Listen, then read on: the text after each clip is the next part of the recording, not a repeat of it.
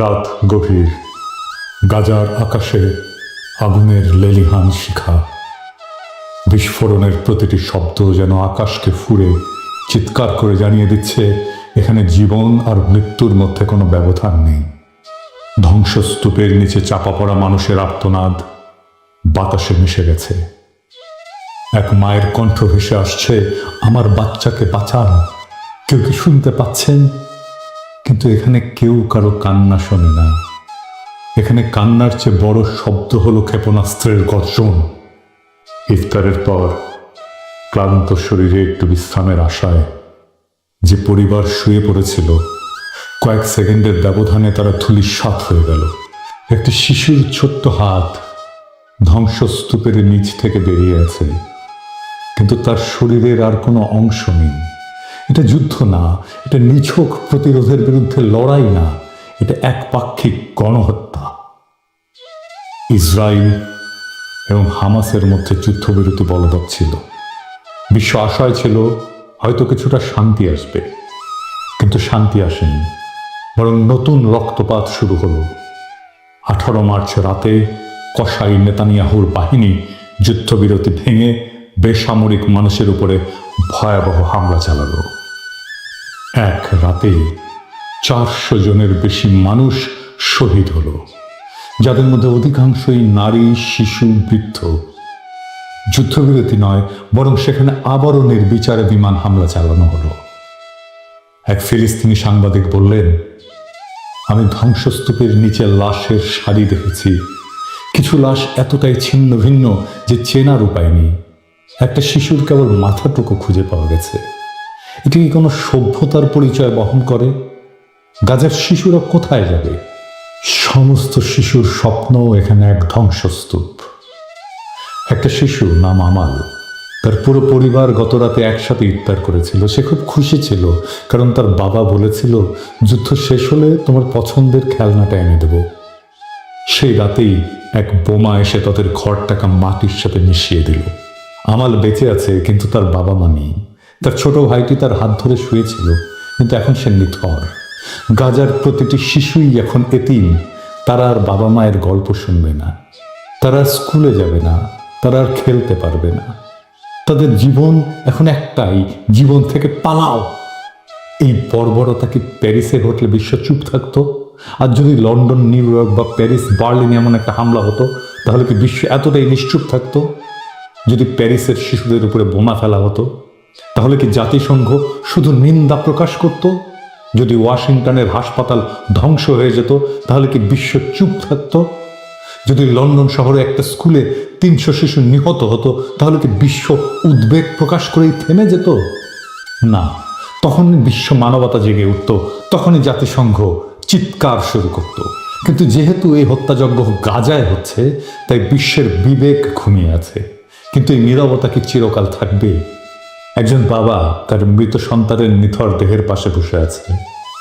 শিশুটির হাতে আঁকা ছিল একটা ছবি, একটা সূর্য, একটা ঘর আর একটা ছোট্ট পরিবার। কিন্তু সেই ঘর এখন ধ্বংস হয়ে গেছে। সেই বাবা এখন নিঃস্ব। তার চোখ দিয়ে অশ্রু ঝরছে না, কারণ গাজার মানুষ এত কেঁদেছে যে তাদের চোখের পানিও শুকিয়ে গেছে। তিনি শুধু একটাই প্রশ্ন করেছেন, কবে থামবে এই গণহত্যা? ইসরায়েল কি চায়? ইসরায়েল জানে তারা যত বেশি ফিলিস্তিনিদের হত্যা করবে, তত সহজ হবে তাদের দখলদারি। প্রথমে তারা ফিলিস্তিনিদের জমি কেড়ে নিল, তারপর তাদের ঘর বাড়ি ধ্বংস করলো, তারপর তাদের খাদ্য পানি বন্ধ করলো। এখন তারা একে একে হত্যা করছে, যাতে কেউ বেঁচে না থাকে। এটা ধ্বংসের একটা পরিকল্পিত নীতি। এটাকেই বলে এথনিক ক্লিনজিং। ফিলিস্তিন মুক্ত না হলে মানবতা মুক্ত নয়। গাজা পুড়ছে, কিন্তু শুধু গাজা নয়, এই আগুন একদিন পুরো বিশ্বকে গ্রাস করবে। আজ যদি ফিলিস্তিন মুক্ত না হয়, তাহলে মানবতা কোনোদিন মুক্ত হবে না। আর যদি গাজার শিশুরা বাঁচতে না পারে, তাহলে পৃথিবীর কোনো শিশুই নিরাপদ নয়। আজ যদি আমরা চুপ থাকি, তাহলে একদিন আমাদের ঘরেও আগুন লাগবে, তখন কেউ আমাদের জন্য কথা বলবে না। এখন প্রশ্ন হলো, এই হত্যাযজ্ঞ কবে থামবে? পৃথিবী কি নীরব দর্শকের ভূমিকা পালন করবে? আজ গাজার রাস্তায় শিশুরা কাঁদছে, তাদের বাবা মা মৃত, আর আমরা যারা নিরাপদ ঘরে বসে এই ঘটনা দেখছি, আমাদের কি কিছুই করার নেই? অন্তত কণ্ঠ তো তোলা যায়। বিশ্বজুড়ে সাধারণ মানুষ সোচ্চার হচ্ছে, কারণ গাজার মানুষ শুধু একটা জিনিস চায়, জীবন। গাজার আকাশে আজও আগুনের গোলা উড়ে বেড়াচ্ছে। বাচ্চারা যখন মায়ের কোল জড়িয়ে ধরে কাঁদছে, তখন ইসরায়েলের যুদ্ধ বিমান তাদের ঘরগুলো একের পর এক মাটিতে মিশিয়ে দিচ্ছে। এই নৃশংসতা কেবল গাজার বিরুদ্ধে নয়, একটা মানবতার বিরুদ্ধে নৃশংসতা, এটা মানবতার বিরুদ্ধে এক নির্মম অপরাধ। তাই আজ যারা আমার এই এপিসোডটি দেখছেন, তাদের সকলেরই মনে রাখা উচিত, গাজার মানুষ আজ আমাদের সাহায্যের জন্য চেয়ে আছে। আমরা কি চুপ থাকবো, নাকি তাদের পাশে দাঁড়াবো? পৃথিবীর বিবেক কি জাগবে, নাকি আরো হাজারো শিশু ধ্বংসস্তূপের নিচে চাপা পড়বে নিঃশব্দে? মাহমুদ নামের এক ছোট্ট ছেলেকে উদ্ধারকারী দল ধ্বংসস্তূপ থেকে বের করেছিল। তার নিথর দেহের পাশে ছিল একটা স্কুল ব্যাগ। ব্যাগের ভেতরে লেখা একটা ছোট্ট চিঠি, আম্মু, যুদ্ধ কখন শেষ হবে? আমি কি বড় হতে পারবো? আমি ডাক্তার হতে চাই। এই চিঠির উত্তর কে দেবে? ইসরায়েল, আমেরিকা, জাতিসংঘ, নাকি সেই বিশ্ব যারা শুধু চোখ বন্ধ করে রাখে? মাহমুদ আর বড় হবে না। গাজার ফাতেমা আর কখনো লাল জামা পরবে না। এই ধ্বংসস্তূপের নিচে চাপা পড়েছে শুধু গাজার মানুষ নয়, চাপা পড়েছে বিশ্ব মানবতা। যদি আজ ফিলিস্তিন মুক্ত না হয়, তবে পৃথিবীর কোনো মানুষই মুক্ত নয়। যদি এক জাতিকে নিশ্চিহ্ন করা যায়, যদি শিশুদের নির্বিচারে হত্যা করা যায়, যদি কারো ভূখণ্ড দখল করে পুরো একটা জনগোষ্ঠীকে শরণার্থী বানিয়ে ফেলা যায়, আর বিশ্ব কিছুই না বলে, তবে সেই বিশ্বে একদিন কেউ নিরাপদ থাকবে না। ফিলিস্তিনের লড়াই শুধু ফিলিস্তিনিদের নয়, এটা পুরো মানবতার লড়াই। কিন্তু একদিন সেই ধ্বংসস্তূপের নিচ থেকে যেদিন নতুন ফিলিস্তিন জন্ম নেবে, যেদিন প্রতিটি শহীদ শিশুর নাম স্মরণ করা হবে, যেদিন মানবতা আবার মাথা তুলে দাঁড়াবে, সেদিন আমরা গলা উঁচিয়ে বলবো, ফিলিস্তিন মুক্ত হয়েছে।